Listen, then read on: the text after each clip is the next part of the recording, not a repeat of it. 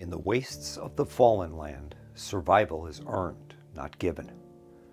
And in the second edition, the world is sharper, faster, and more dangerous than ever. Hello everyone, and welcome to the Solo Gamers Club. This is Keith, and tonight I'm going to investigate the second edition of Fallen Land, along with the expansion Descendants.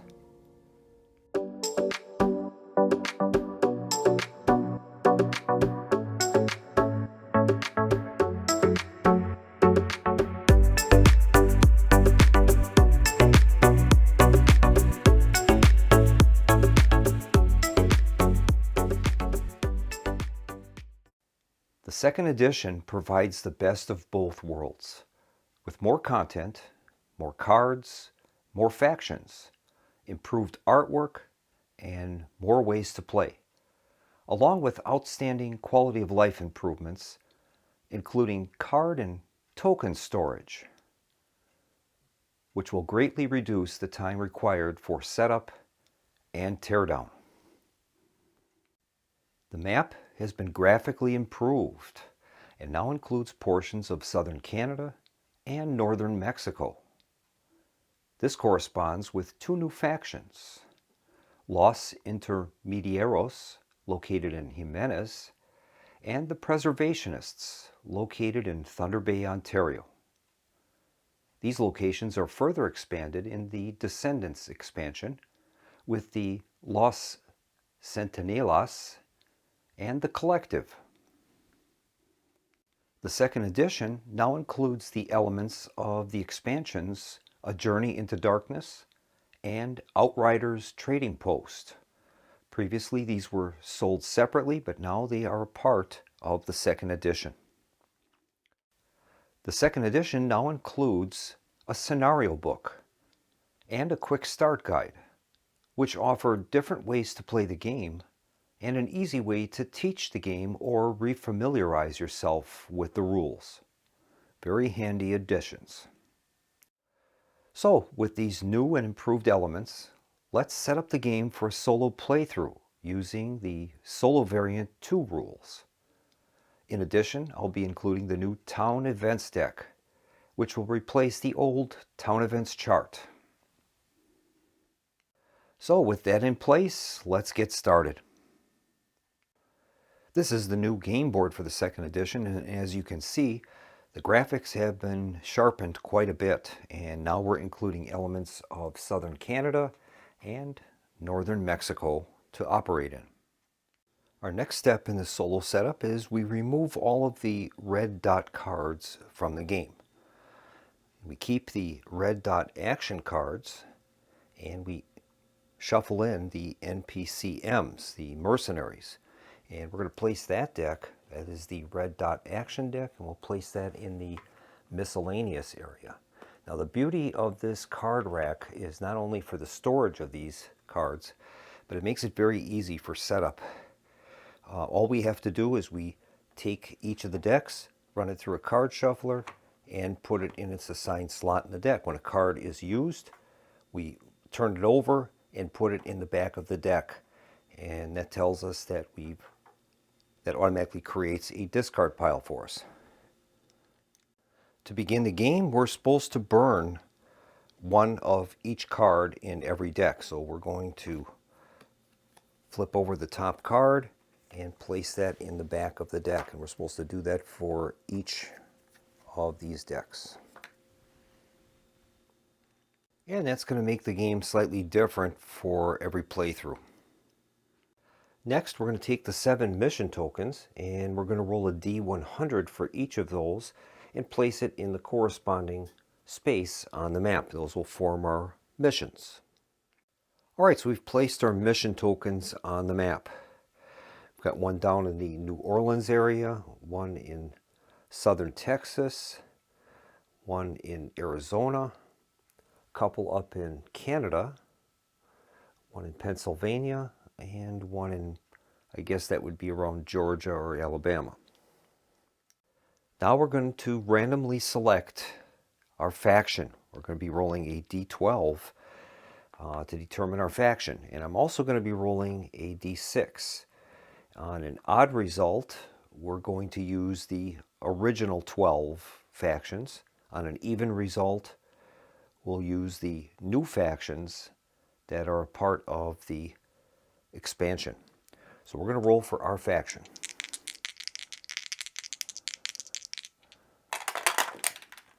So we've rolled a 9 and it is even. So we're going to have faction number 9, and the even result will be the new factions from the expansion. So we're going to be playing as Neptune's Wrath, and our starting location will be Grand Haven, Michigan. Our faction perks include Sea Power. During the effects phase, you may move your starting location to hex 20, 21, 40, 89, 90, 97, 98, or 100. Any player's party on the town hex may take a 1-week penalty chip to travel with it. Your original starting town location becomes a neutral faction.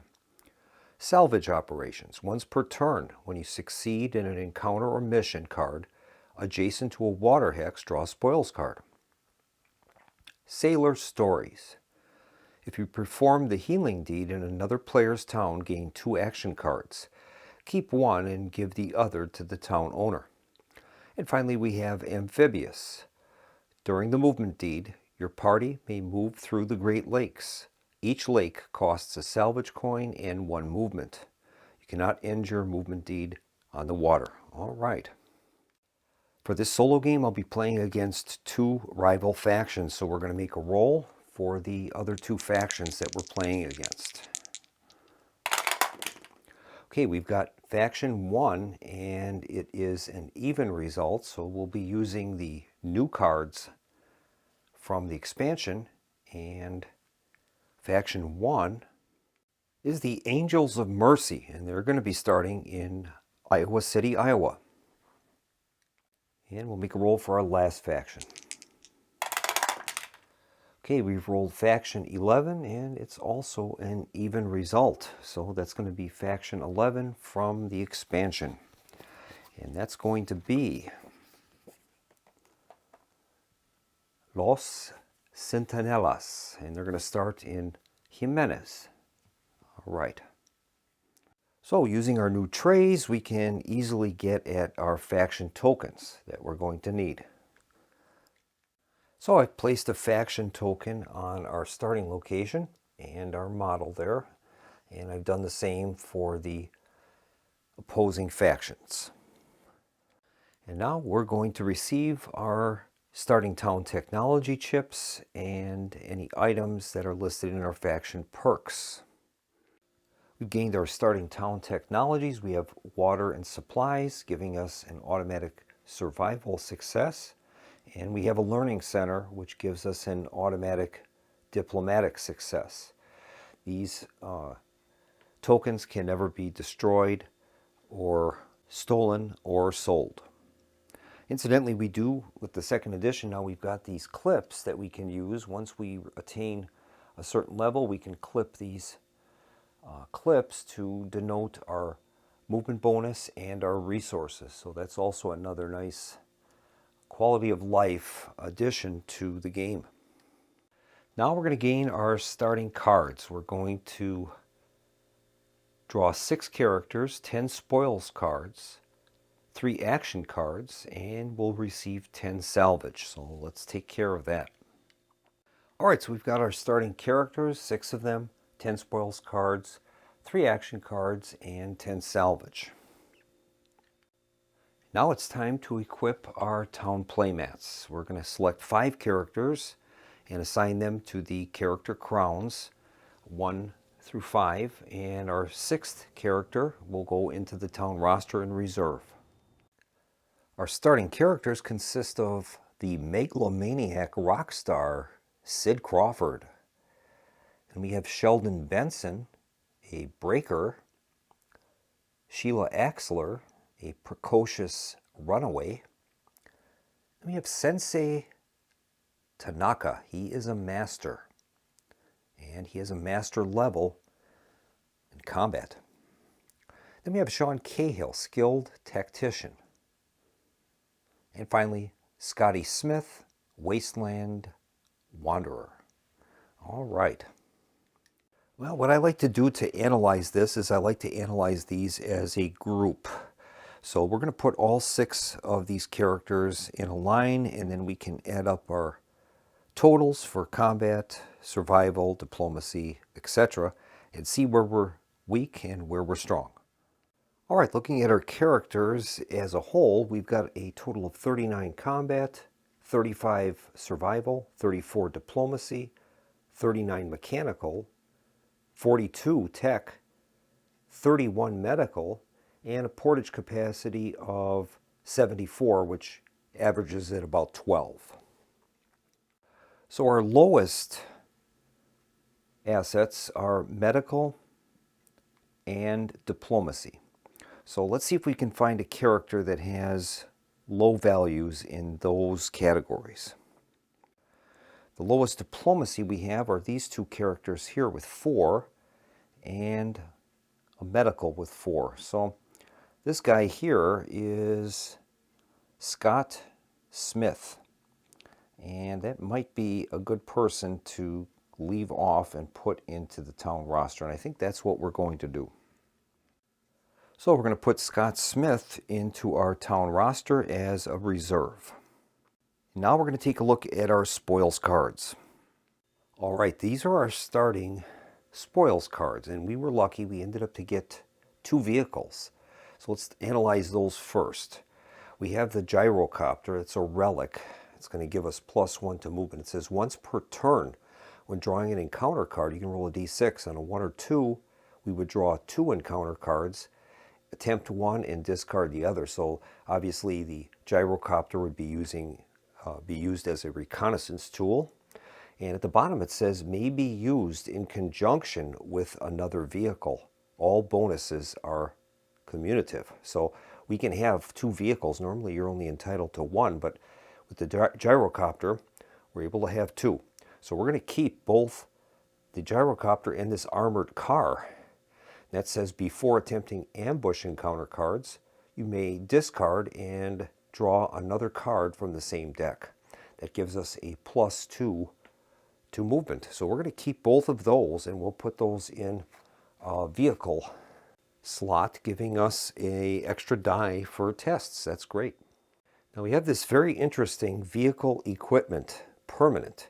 It says equip to any vehicle with 4 or more wheels.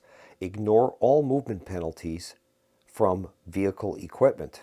That gives us a +1 to movement. So we're going to attach this blower and supercharger to our armored car. So right now this is our vehicle display. We've got the armored car with the blower and supercharger attached, and we have a +2, 3, +4 to movement, which is awesome. Our other cards include quite a few melee weapons, which is good. We always want to have melee weapons, but we have a lack of ranged weapons, which is not good. Now we've got this trunk of unlimited disguises that gives us a +1 to diplomacy, and the special abilities don't really work too well with solitaire play.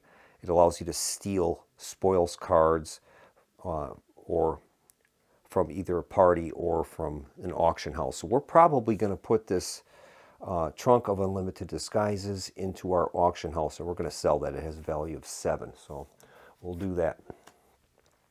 Then we've got these other cards remaining. Most of them are melee weapons. We have a genuine sock monkey puppet.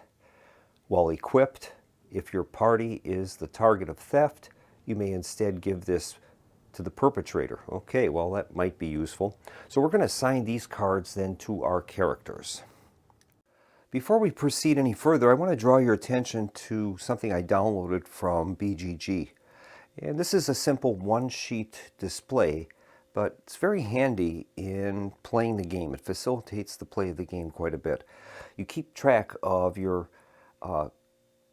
crowns, the different players, their total values for each of the categories: combat, survival, diplomacy. So at a glance, as long as you remember to update this, as new equipment comes in and goes out. It gives you an immediate value. You don't have to keep adding the stuff up right away, which is very handy. Now for this playthrough, I'm planning on taking the short game approach, meaning that the first faction that reaches either 10 prestige or 50 town health will be the winner. Alright, I've placed our selected player characters into these sleeves and assigned them the equipment for each player. Now, the second edition comes with some very handy tokens, and in this case, it's these links tokens. You can place that there to let you know that that player qualifies for that link bonus.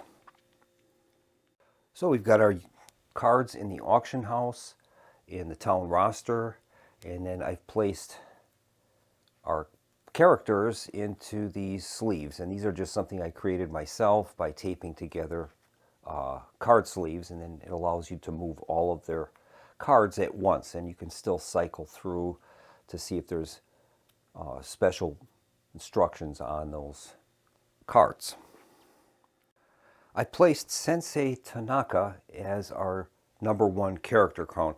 I like to think of the #1 player as kind of our point man, so to speak, and I'm not quite sure if that really comes out in gameplay, whether the first character is going to have more opposition than the others, but I tend to think of it that way, and that may or may not be true. So I've placed my best combat person in character crown #1. So before we get started, the last thing we're going to do is we'll take a look at our available starting action cards. Alright, our starting action cards are Outriders Trade Hub, Town Technology, and the Gamble. You'll notice at the bottom of the cards there is a value for each card. Those can be sold just as you would a piece of equipment for spoils. First card is the Outriders Trade Hub. It says during the end turn phase, draw 4 spoils cards. You may purchase them at half value, minimum of 1 salvage coin. Then pass this card to the player on your left. Well, we're playing solo, so that won't occur, but we can use that during the end turn phase. Next, we have Town Technology. Play during the town business phase. Select and equip a town technology of your choice. Retrieve its chip or upgrade an existing town technology you possess from Tier 1 to Tier 2, so that's pretty valuable. And then finally we have the Gamble. Play during the town business phase before any action cards are dealt. All players are dealt their action cards face up. The player with the single highest valued card wins them all. In the event of a tie, all of these cards are placed into the discard pile. All right. So we're ready to begin. We follow our first player sheet step by step through the phases and subphases and complete the turn. Step 1 is the effects phase, and that's where if we had any ongoing world encounters or other card effects, we would resolve those at this time. Also, if any of our characters had infected wound damage, they would be gaining additional infected wound damage. Same would go for psychological damage. If we had any characters that had 3 or more psychological damage, they would be retired from the game along with their equipment. Next up is our town business phase. And I'm going to play this card, Town Technology. Play during the town business phase. Select and equip a town technology of your choice. Retrieve its chip or an upgrade on an existing town technology that you already possess. Tier 1 to a Tier 2. All right. Well, one of our lowest stats that we have is medical, so I think I'm going to take a level 1 town technology, and that's going to be the medical center. It's going to award us 5 town health and 1 prestige. In addition, we're going to gain automatic success for medical, which is great. And so with the addition of that town technology, we're going to gain 5 town health. That will move us up 5 on the track. 1, 2, 3, 4, 5, and we've got 35 town health. That's going to give us a boost to our prestige as well, and we'll move that up to 1. And we'll move on now to the deal phase, and we're going to receive an action card, which is always useful. And we've drawn the action card Negotiate. Play any time. Select a player to ignore the negative effects of their town events roll or town events card this turn. If you selected another player, you gain 5 salvage coins. All right, well, we can use that on ourselves as well. We just won't gain the salvage coins. Now, since we're using the Descendants expansion, we're going to be using town event cards instead of resolving town events chart rolls. So we'll draw our town events card and see what that looks like. And this says Scouting and Exploration. Trouble has been brewing for some time in a nearby ally's territory. Now matters are worse. A small fortified compound in a caravan oasis under the control of a friendly faction has been burned to the ground. Appoint 2 agents from your town to lead a scouting expedition to find out what happened and assess the threat. And it says you may immediately select and discard 2 characters from your town roster or party to lead the militia group. And it says if you sent the scouting expedition, gain 4 town health and claim an unowned resource of your choice. If you did not send the scouting expedition, the Reavers attack your town in a brazen daylight raid, lose 2 prestige and 2d6 town health. Wow. Now this card is going to be resolved during the end phase. So we've got that much time to resolve these cards. In this case, we have to decide if we're going to be sending an expedition to figure that out. Well, we've only got 1 character in our town roster, so that means we'd have to get rid of one of our character crown characters. And I don't want to do that, so what I'm going to do is I'm going to preserve this negotiation card that we just drew. And it says that we can ignore the negative effects of a town events card, and that's what we're going to be doing. So I'm going to keep that card in our action cards area, and we'll use that to stop this card from becoming a problem for us. Next step is resource production. So we would check our resources area, and in this case we don't have any town resources coming in. There's no production at this point, so we're not going to gain anything from that. We're going to move on now to the financial phase, and we'll begin with the auction house. And in the solitaire rules, to resolve the auction house, we're going to flip up the top 3 spoils cards, and we're able to purchase those at list price. All right, we've only got a total of 10 salvage points available at this point, but there are a couple things, well, one thing that we could buy, and that would be this Geiger counter. It's stowable equipment. It allows us to ignore radiation damage from radiation hexes. Before drawing a City Rad encounter card, gain 1 additional spoils or action card. And I think we're going to take that. We will take the Geiger counter at a cost of 9 salvage. Now this card is a stowable card, so that means that we can put this onto a vehicle and store it. Its portage capacity is 3, so it's not real heavy, but that would be an option for us. Basically what this is going to do is give us 2 to that technical skill and giving us the ability to ignore radiation damage, which is very important. So these other cards we're not going to purchase. We don't have the money for, but we are going to purchase that Geiger counter, and that'll move us down to 1 salvage remaining. And as our vehicle crowns don't have very much at all in the technical skill, I think I will stow this on board there. At least it gives them some chance of getting a success. And so we've added that Geiger counter to our vehicle's display, and now at least we have some value in the technical aspects. Our next step is going to be our sell and purchases. As we're pretty low on salvage, we only have one salvage in the town. I think we're going to sell this trunk of Unlimited Disguises for 7. And then I'm going to sell this action card, the Gamble. That's not real useful for us in solitaire play. So that'll give us a total of 10 salvage. So we're going to discard those and gain 10 salvage. We've got 11 now.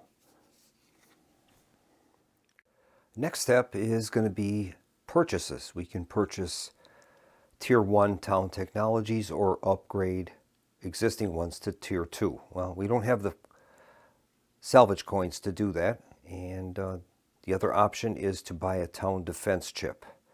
And the first chip would cost us 10, and I think we'll hold off on purchasing those for right now. Step 3 is to hire NPCMs. And if we had any of those, we'd be able to hire them and declare their listed assignments. We'll move on to phase 3, and that's NPCMs. And if there were any NPCMs out on the board, they would be moved and we would resolve any of their assignments. We'll move on to phase 4, and that's our party exploits phase. During this phase, we have 4 weeks to spend performing deeds. Now, I should point out something in the solo rules. We're playing solo variant number 2. And if we look under opposed faction town, we're playing against 2 different towns. And in this rule book, it says that it should be resolved during the draw phase. Well, we found out from a little research on BGG that that's a misprint. There really is no draw phase in this sequence of play. The designer chimed in and he said that he intended it to be the deal phase, and that would occur in the first step of the town business phase. Many people have chimed in since then and said that they prefer it to be resolved during the end turn phase, at the same time that our town events cards are resolved. And I believe that to be probably a better choice. So I'm going to be resolving our opposing faction roles during the end phase. All right, we're going to start resolving our party exploits phase. We have a total of 4 weeks to spend. I'm going to start out with a movement deed, and that's going to cost us 1 week. So we're down to 3 weeks of time remaining. And that allows us to move on the map a number of spaces equal to a D6 plus any movement bonus that we have. Our movement bonus is 4. So we'll be rolling a D6, adding 4 to that, and that will give us our movement points for this movement deed. Okay, we've rolled a 3, so we've got a total of 7 movement points. Consulting the map key, it tells us the cost of entering certain types of terrain. Plains terrain is 1 movement point, mountainous terrain is 2, a city or radiation hex is 3. Resource locations cost 1. So that's the movement cost per hex to enter that type of terrain. Now we do have a mission token located northeast of our compound, and that's up in Canada, and that's mission number 4 here, but I don't know that we're strong enough to take on a mission yet. So I think what I'm going to do is try to secure this resource hex that's located 2 hexes southeast of our location. So we're going to spend a movement point to enter each of that type of terrain. 1 into the plains, 1 into the resource location. We have a total of 3 weeks of time remaining during this turn, and I think we're going to undertake a resource deed. Now that's going to cost us 2 weeks of time. That'll leave us with a total of just 1 week remaining, but we'll be able to undertake now any type of encounter of our choice, either plains, mountain, or city radiation. And if we're able to successfully complete that action, we will take control of that resource facility, and that will get us some town health and salvage. Now in general, the plains cards are going to be the easiest encounters to resolve. Mountains next, more difficult, and finally city radiation would be the most difficult out of that grouping. So I think we're going to resolve a plains encounter and see if we can take control of that resource location. And this encounter reads, Signs of the False Prophet. A column of black smoke on the horizon draws you to this razed town. The charred building remains still smolder. In the center of town, a pamphlet is nailed to a blackened freestanding post. It reads, Come, brothers and sisters, put down your weapons and join in our holy communion. This can only be a handout of the false prophet's men. Their authoritarian leader, Ezekiel, and his cult of religious zealots must have a large sect in this region. Scour the area for clues. It's time to apply your town's brand of justice to this tragic circumstance. All right, I'm going to be blocking out the success and failure portions of the card until we can resolve this encounter. This will leave a little suspense in for the viewers and for myself. All right, we're going to resolve this encounter. We start out by gaining 4 salvage coins, which is always a good thing. Next, we're going to have to resolve a survival test, and we're going to need 4 successes for that. All right, so we're going to start by resolving a survival test. We're going to roll 1 of each of our colored dice, and since we've got a vehicle, we're going to also be rolling the black die as well. And we're going to compare those values. We'll place those dice on the character crowns and then compare the results of the dice with the skills that our players have. If we can accumulate 4 or more successes, we'll have completed that portion of the test. So here's the roll.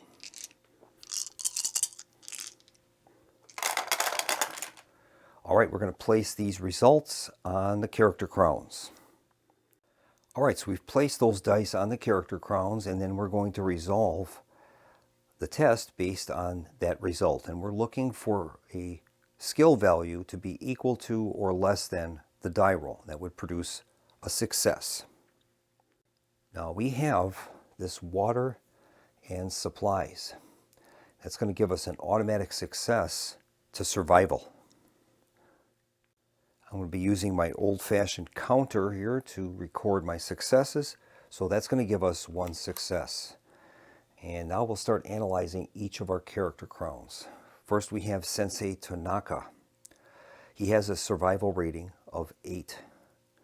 He's rolled an 8, so that is a success and gives us our 2nd success. We have Sean Cahill. His survival rating is 6. He's rolled a 5. So that's equal to or less than his ability. That gives us our 3rd success. Sheldon Benson, he rolled a failure. When you see that atomic symbol, the mushroom cloud, that's a 10. And a 10 is an automatic failure, so we get nothing from him. Then we have Sid Crawford. His survival total is 5, but he's rolled a 6. So we are not going to gain a success from him. Then we have Sheila Axler.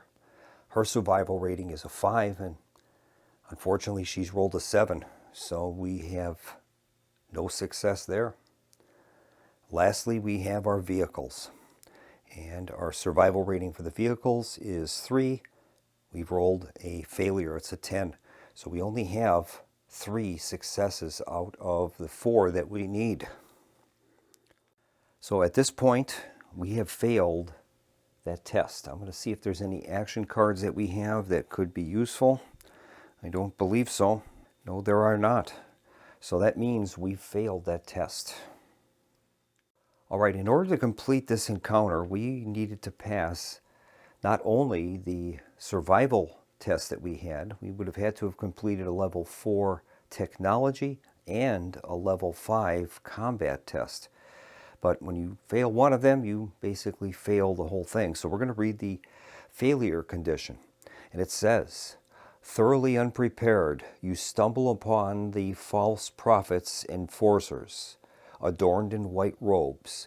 they hardly seem imposing.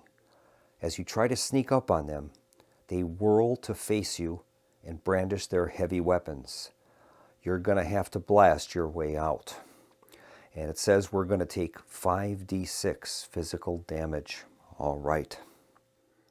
All right, so we're going to roll 5d6, and we're going to have to assign that much damage in any fashion we choose to our party. So let's see how much there is.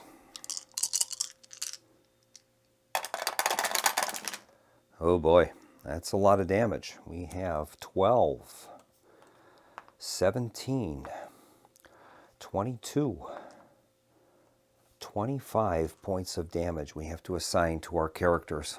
Oh boy. Well, as you can see on our cards, player cards, each player has his own ability to sustain damage. Our highest is Sensei Tanaka with 9. Our lowest values are Sid Crawford and Sheila Axler with 6. Well, I'm going to start out by assigning each of them 3 damage. That'll be a total of 15 of our 25 damage that we have to lay out. So we'll start with that. We have to get 10 more now. And I think what we'll do is we will assign 3 more to Sensei Tanaka and 3 more to Sean Cahill. That's a total of 6, and their capacities are 9 and 8, so they're still good. And we still have to dish out another 4 total. So I think we will give 2 to Sheldon Benson, moving him up to 5 of 7, and then we'll give 1 each to Sid Crawford and Sheila Axler. So that was a terrible first encounter for us. Now we would need to check our characters. I know that we don't have any, but you would check any characters that have armor. If they're wearing any body armor, that would absorb some of the damage that would be placed on them, but none of our characters have any armor, so we had to take the full brunt of that failure. So not only did we not complete that encounter, we didn't take control of this resource location. We have 1 week left to spend, and I think we're going to have to go back to our home base, and that'll be a better place for us to heal up. So we're going to spend our last week as a movement deed. We get our +4 for movement bonus, and we'll roll to see our movement points. Roll to 3, that's 7. So we're going to spend 1 and 2 to move back to our home base, and during next turn's deeds, we will probably take healing actions. So we're going to move on now to our end of turn phase, and this is going to be the Town Events Chart or Town Events Cards resolution step. Well, normally we would have to resolve this card, but we're going to use one of our action cards, and we won't have to worry about resolving the negative portion of that card. We're going to play Negotiation. Play anytime. Select a player to ignore the negative effects of their Town Events roll or Town Events card this turn. If you selected another player, we would gain 5 salvage coins. Well, we're playing it on ourselves, so we won't have to suffer any negative effects from that card. All right, now during the step, we have to resolve the opposing town events chart rolls, one for each faction. We're going to be rolling a d10 and applying the results. Now we're using a moderate level during setup. That means we're playing against 2 factions, and there would be a maximum of 1 secondary effect per round. So let's get a d10 out, and we'll make the roll for the Angels of Mercy. All right, here is the roll. They've rolled a 7, and a 7 says +5 town health and +3 prestige. The secondary effect would be to play 2 cards from the red dot action deck. All right. So we're going to move up the Angels of Mercy by a total of 5 town health. And we will do that right now. That moves them up to 35, and they're tied with us right now. They're also going to gain 3 prestige, and that will move them up to a total of 3, and they're beating us on that front for the moment. But now we have to draw and resolve 2 red dot action cards for the Angels of Mercy. Now these cards are going to be played against us. This represents these neutral factions, the efforts that they're playing against us. So here's the first card, and this one is an Act of Terror. Play during the end turn phase. Well, that's what we're in. We're in the end turn phase. Lose 2 prestige and choose an option. We can either destroy an opponent's non-starting town technology, destroy 2 of their defense chips, or kill all character cards in an opponent's town roster. All right. Well, they're going to have to lose 2 prestige to play this Act of Terror. That'll move them down to a value of 1 right now.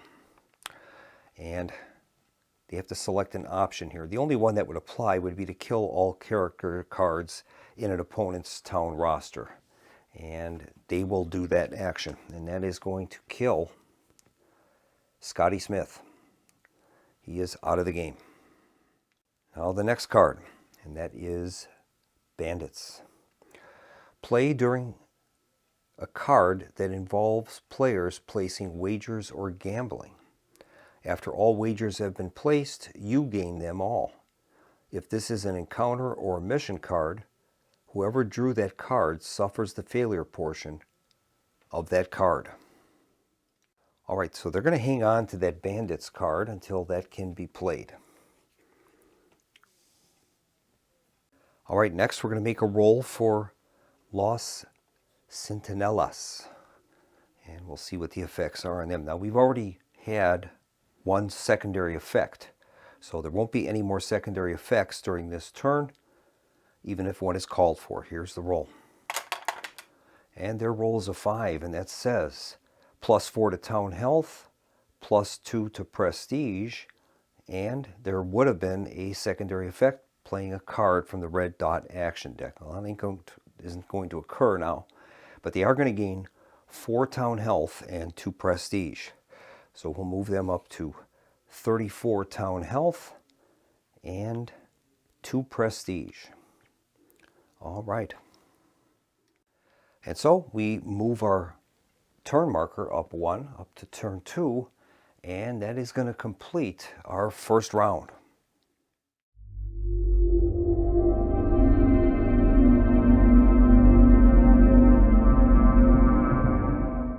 All right, so that was not a very good first turn for us. We've got a heavily damaged party, and we're more than likely going to have to take a heal action during our next opportunity.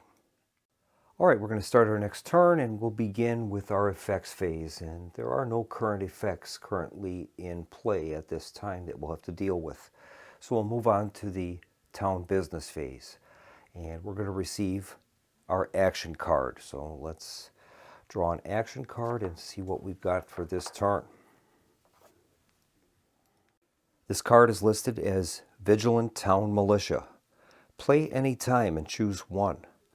Select a player to discard their town events cards in play, or select a player to automatically succeed at a town events card in play. Well, that's very good for us because we can use this to select ourselves. It does have a salvage value of 14. And now we're going to have to draw our town events card for the turn. The card reads, "The Doctor is in." The Great War was an atrocity filled with unspeakable nightmares. However, most survivors agree that the long, dark years of the maddening were even worse. Even now, many of our citizens still suffer post-traumatic stress disorders from the horrors they experienced. But perhaps there is still hope. Perhaps there is a future. A traveling psychologist has just arrived in town. Enlist her help by making her an offer she cannot refuse. She will assist in the rehabilitation of your townsfolk. You may immediately pay 8 salvage coins to hire the psychologist. to join your faction's medical team. If you pay, flip this card and attach it to your town playmat. And that is going to give us the effect of any party that performs the healing deed in your town may also heal psychological damage. Well, I'll tell you something, I think that would be worth the value of what they're asking for. She would cost us a total of 8 salvage, and I think we're going to do that.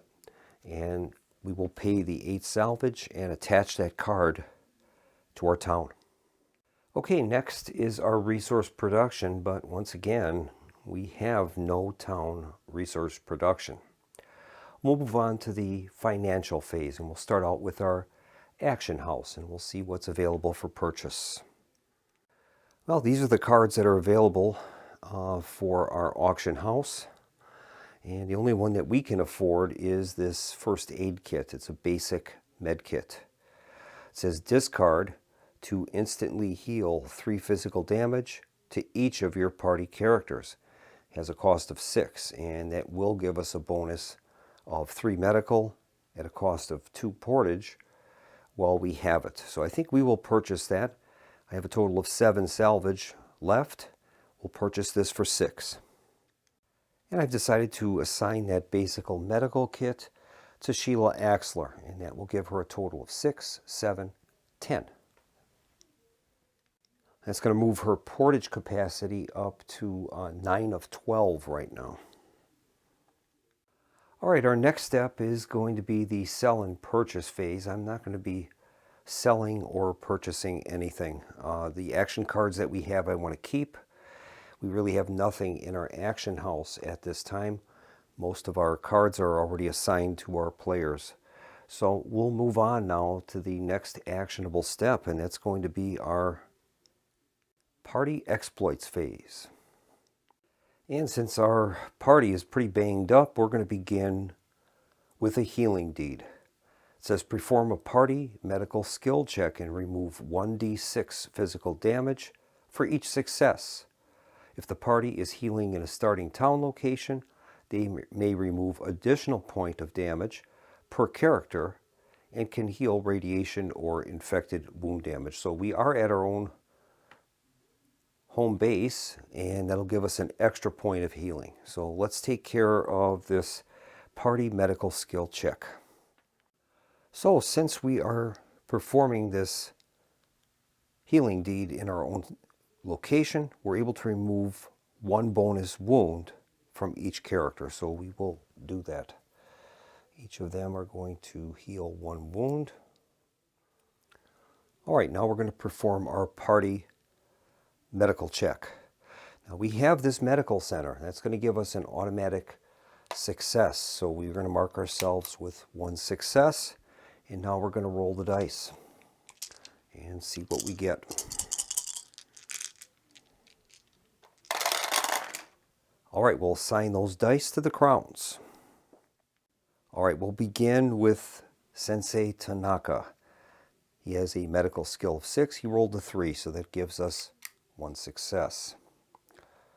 Then we move on to Sean Cahill. He has a medical of 6. He rolled a 5. We'll gain an extra 1 for that. Move on to Sheldon Benson. He rolled a 6. His medical is only a 5, so nothing from him. Sid Crawford, medical of 5. He rolled a 1, and that will get us a success. And technically, since it's a 1, we could push that and try to get another success, but I won't do that. We'll keep the 1 that we have. Finally, we have Sheila Axler. She rolled an 8, and we know that her medical is a 10, so that's going to be another success. Our vehicle has a medical of 2. We rolled a 7, so there's no value there, but we have 5 successes. So we'll be able to roll 5d6 and heal that much damage. All right, our total is 9 and 8 is 17, 20. So we can heal a total of 20 wounds. And that 20 points of healing was just enough to heal the party completely. So that's great. All right, we've spent 2 weeks for that healing action. We're going to spend 1 week and we are going to do a travel. We're going to do a move deed. We'll see what we get for a movement value. Our movement bonus is 4. We rolled a 5, so we've got 9 movement points. And so we've got 9 movement points, and I think we'll move a little farther out from our base. We'll move 1, 2, 3, 4, 5, 6 to that resource location. Now we've only got 1 week left of time, and I would like to perform a resource action. So what we're going to do is take a 1 week penalty token. We're going to place that on our town board, and we can afford now to pay for our resource action in that location. We'll have 1 less week to operate with next turn. So once again, I'm going to elect to take a plains encounter, and if we can solve this, we're going to gain control of that resource, which is going to be very important for us. And this encounter is titled Mass Exodus. Even at this great distance, it's obvious that this large group of refugees could use some assistance. Approaching cautiously, you ask to speak with their leader. Desperately in need of food and safety, the adults listen to your proposal. You will escort them safely back to your town and supply them with food, water, and protection. In return, they agree to become laborers in your town for 6 months, after which they'll be granted the full rights of citizenship. All right, that's going to earn us 4 salvage. And we're going to have to complete a 5 strength survival and a 4 strength diplomacy. All right. All right, so we have to start out with a survival test, and we're going to gain +1 for our water and supplies. So we'll mark ourselves with 1 automatic success. And the rest of these will have to come out of our roll. And here is the roll. All right, we'll assign those to the character crowns. All right, well, Sensei Tanaka rolled a 1, and his survival rating is 8, so that is going to be 1 success. And I'm going to try to re-roll that to get an additional success. If we roll a 10, we lose all successes. We've rolled a 4, so that is another success, and we're up to 3 right now. Sean Cahill has 6 for survival. He rolled a 3, so that is another one. We're at 4. Sheldon Benson has 7. He rolled a 4. That's the 5th one, and we've completed the 5 strength survival test. Next up, we have to complete a level 4 diplomacy check. And if we can do that, we're going to gain the benefits on this card, plus we're going to take control of that resource. Well, once again, we have very useful town improvement. We have the Learning Center, which is going to give us an automatic success to diplomacy. And now we're going to roll these dice and see how we do with our characters. Okay, we'll assign those values to the cards. All right, checking our results, we've got Sensei Tanaka. He had an 8 and he rolled a 9, so we got nothing for that. Sean Cahill rolled a failure. We get nothing for him. Sheldon Benson had a 6 and he rolled a 1, so that would give us our 2nd success. Sid Crawford had a diplomacy of 6. He rolled a 5. That gets us another one. That's our 3rd. Sheila Axler had diplomacy of 5, but she rolled a 9. Nothing there. Finally, our vehicle had a diplomacy value of 3, and we rolled a 3. So that gets us our 4th success, and we've completed that encounter. So reading the success portion, it says, your speech convinces them of your good intentions, and they make an excellent addition to your town. Gain 1 spoils card, 2 prestige, and 2 town health. That is awesome. So we're going to gain the spoils card, a 50 caliber sniper rifle. And that's a ranged heavy weapon.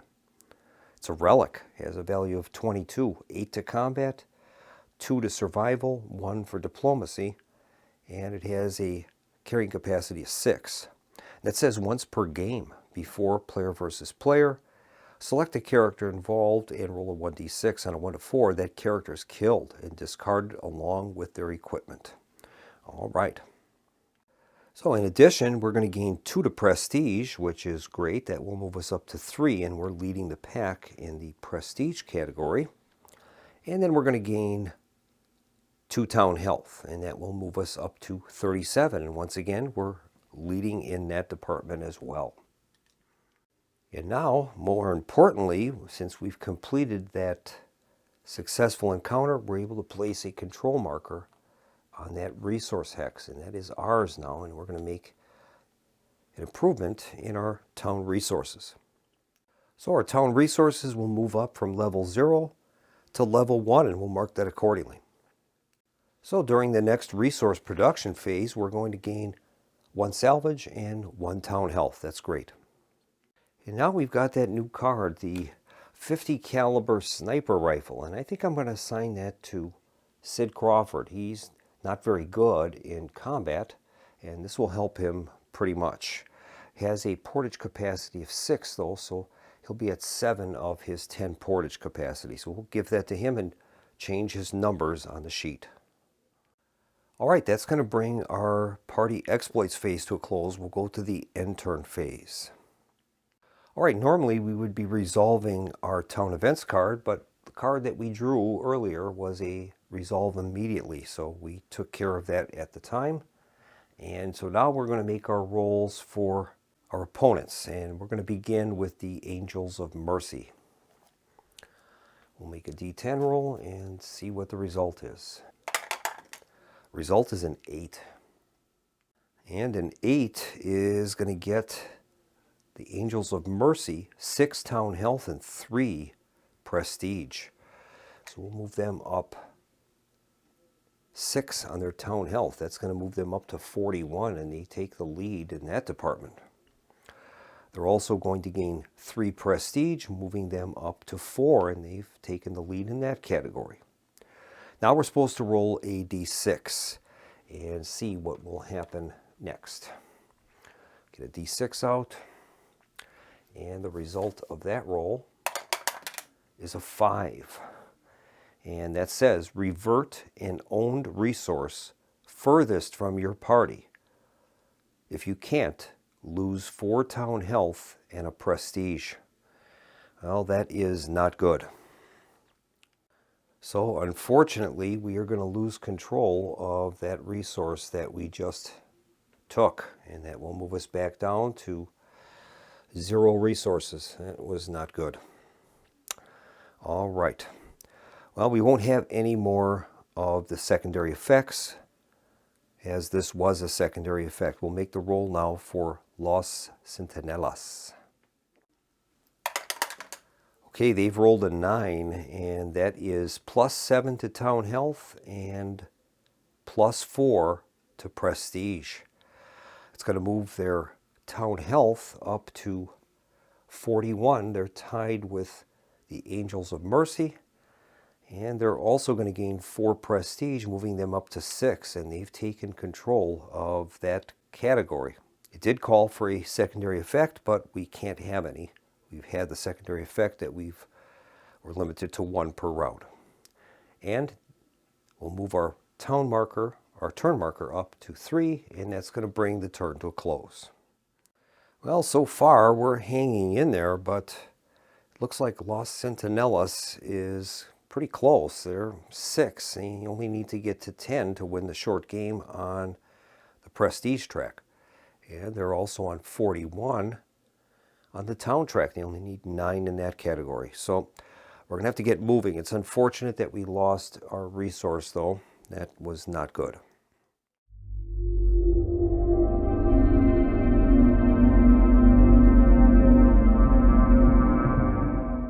All right, currently we are trailing on the prestige track, and on the town health track, so we're going to have to get moving quickly. All right, we'll get started with our third turn. Nothing is occurring on the effects phase. We'll move to the town business phase, and we're going to receive an action card. And our action card is Urban Labyrinth. Play during the party exploits phase and choose one. Escape the consequences of a failed encounter or mission card. That's good. End another player's or NPCM's movement before they complete it, or flip over any weak penalty chip in play and assign it to another player. Well, I think the first option is going to be the one that we'll probably be using with this card. And escape the consequences of failed encounters. That's great. And now we're going to draw our town events card, and it's Prosperous Month. It has been a lucky month, and for some reason, everything seems to be going your way. Trade is up, refugees are flocking to your town, and your salvage teams just arrived home from the first red zones with several truckloads of supplies that will help your town prosper. Gain 2 town health and 6 salvage coins. Then receive your choice of 2 action cards, 2 character cards, or 2 spoils cards. That is great. We'll resolve that during the end phase.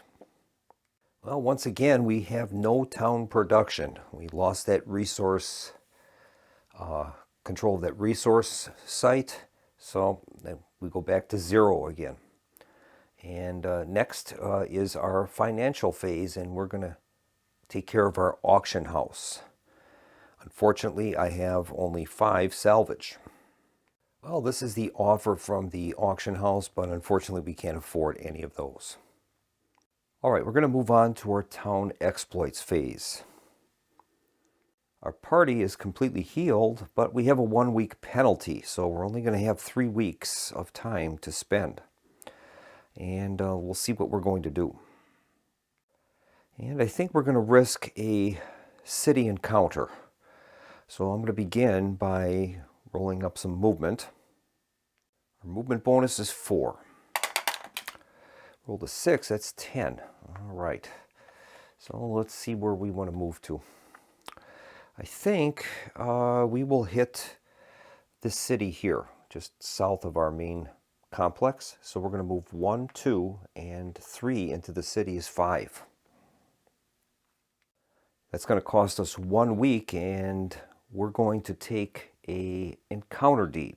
That will also cost us 1 week.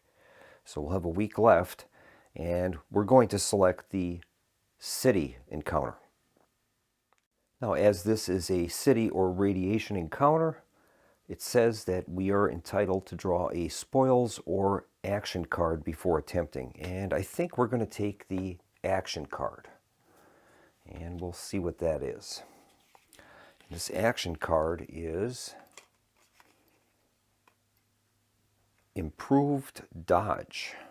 Play when an action card is played on any party, excluding NPCMs. The effects are ignored and you place that card into your hand, or escape a failed encounter or mission card and ignore its failure portion. That is great. We'll put that into our hand. Gives us some protection now. All right. So we're going to try a city and radiation encounter. Now our gyrocopter does have a special ability here, and that says once per turn, when drawing an encounter card, roll a die.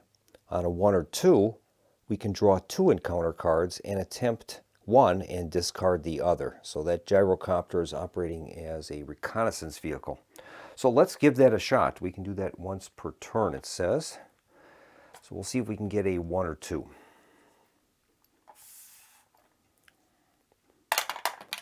And we've rolled a 3, so we won't get any intelligence from that gyrocopter. So we'll just be drawing our city card and see what we get. All right, that card reads Waterworks. Squatting atop a dust-choked high-rise for better radio reception, you stare in disbelief as the dispatcher tasks you to find the city's municipal waterworks.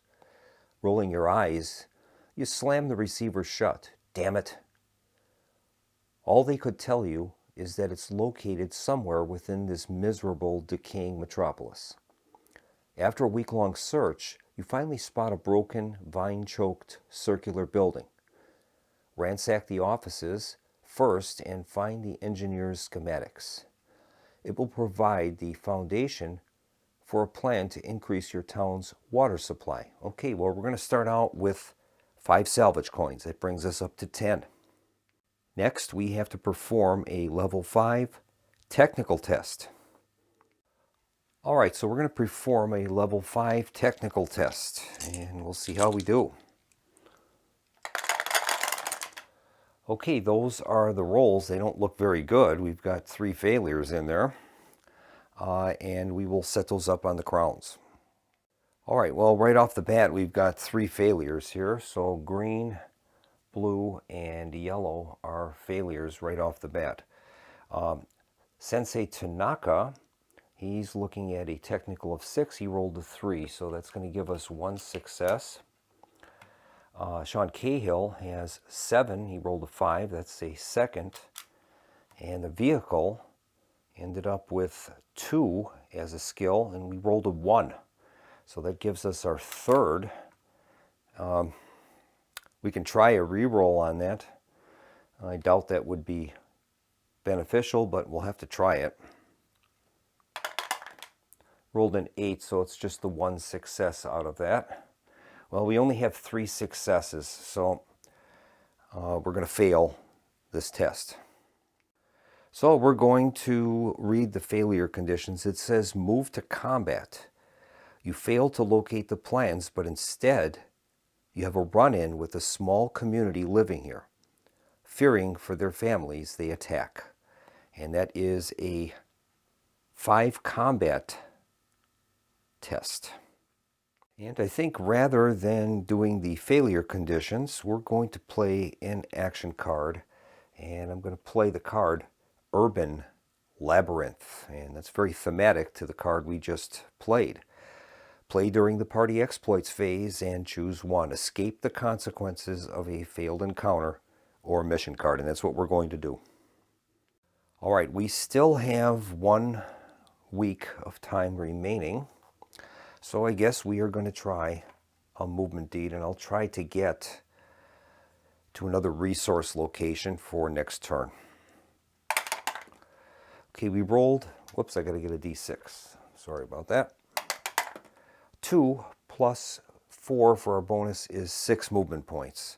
So I guess we will move back 1, 2, 3 back to that resource, and we'll see if we can handle that next turn. Now we get to resolve our town events card. And it says gain 2 town health and 6 salvage. So that is great. We'll gain the 6 salvage, and 2 town health will move us up to 39. It says then receive your choice. 2 action cards, 2 character cards, or 2 spoils cards. Well, I guess the spoils cards would be useful. We do have now at least some salvage coins. We've got a total of 16. Maybe I'll take the 2 action cards. We'll try that. And we'll see what the 2 action cards will give us. Okay, here's the first one. And this one is Navigation Kit. Play during the party exploits phase. Choose any party to perform a free movement deed at no cost in weeks. Okay, that's pretty good. And then we have Murph Football Bomb. Play during the party exploits phase after you fail a combat skill check. Escape without suffering the card's consequences. Or play during the party exploits phase before a round of PvP combat to grant your party free fight. The opposing party sustains 2d6 damage. In either case, move your party 1 hex away. So we'll do that. We'll keep those cards. That's great. And now we're going to make our opposing faction town events chart roll. We'll start with the Angels of Mercy. And the roll is a 2. And that is they gain 1 town health. So that's pretty good. We've limited them to just 1 town health increase. No secondary events. Now we'll move on to Los Centinelas. They rolled a 10. They're going to gain 8 town health and 5 prestige. Oh boy. 8 town health. They are at 41. That's going to move them up to 49, and they're within 1 of winning the game. The next one is 5 prestige. Okay. And unfortunately, 5 prestige is going to move them up to 11. And they're going to win the short game. And so, unfortunately, due to that poor roll for us on the opposing faction town events chart roll, we've got Los Centinelas with 11 prestige. So that's going to bring the playthrough to a close, and I'll definitely be returning to this game in the future, and we'll probably play a long game. Primarily this video I wanted to use as an opportunity to show you how well the second edition plays with all of the new features that are included with this, and to give you an opportunity, in case you haven't seen the differences between first and second edition, that this would give you the opportunity to see those gameplay improvements and everything else that's included. Now, before I close out the video, I'm going to show you what I'm working on, and I'm working on a scenario for the game that we might end up trying out in the next opportunity that we play Fallen Lands. So I'll give you a look at that. All right, this scenario is entitled The Children of the Ashen Vale, and I'll just read the first paragraph for you. 20 years have passed since the Great War left the world a scorched husk. The maddening has finally ebbed, not because sanity returned, but because those that participated in it have been consumed by their acts.